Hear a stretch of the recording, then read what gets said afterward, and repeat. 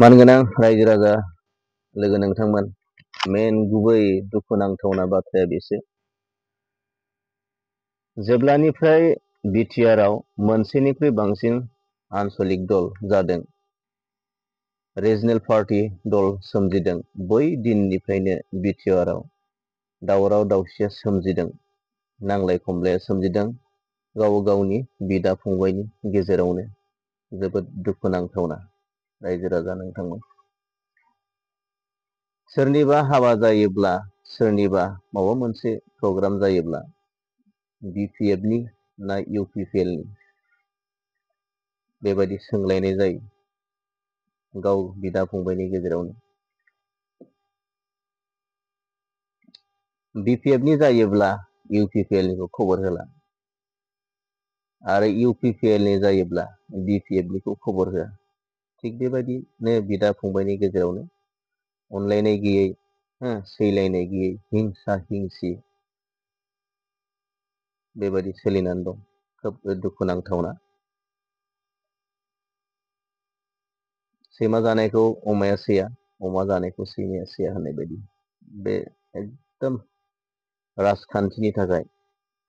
राजखान्थिनि थाखाय, पावारनि थाखाय, गादिनि थाखाय, राजखान्थिनि थाखाय बिदा फंबायनि गेजेराव नांलाय खमलाय जादों होननानै बुंदों। जेब्लानिफ्राय बिटिआरआव मोनसेनिख्रुइ बांसिन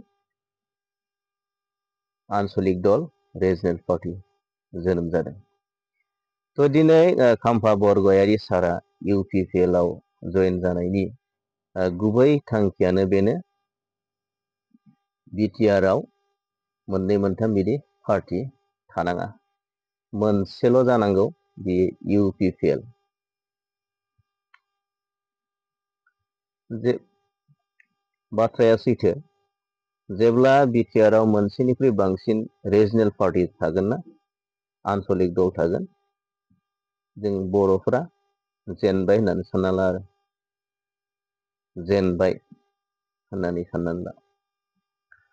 बेनिखायनो बिथाङा बुंदों, आं गादिनि थाखाय थाखा फैसा लुबैनानै फैयाखै, एम जिएम मन्त्रि मिनिस्टार आं लुबैनानै फैयाखै होनना बुंदों। तो बिथाङा फोरमायदों,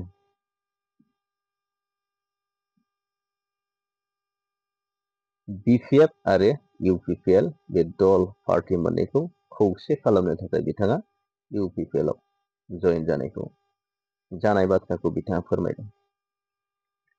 तो लोगोफोर, खोब दुखुनांथावना। बेनिखायनो